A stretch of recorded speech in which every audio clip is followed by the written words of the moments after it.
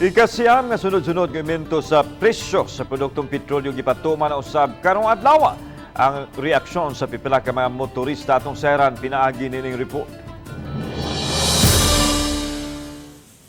Sa usa ka gasolinahan sa Salinas Drive sa Barangay Lahog, gamay kuhit na lang mag-80 pesos na ang litro sa espesyal nga matang sa gasolina.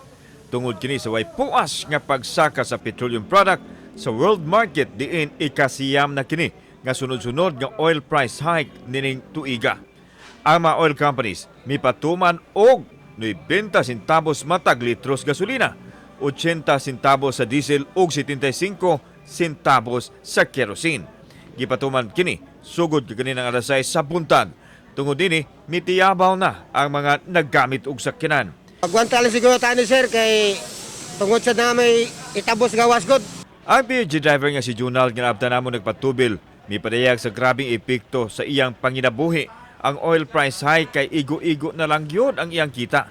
Mingaw gani ang sakay, taas pa yun ang abang sa sakyanan apan agwantahon na lang niya basta adunay kakuhaan og panggastos alang siyang pamilya.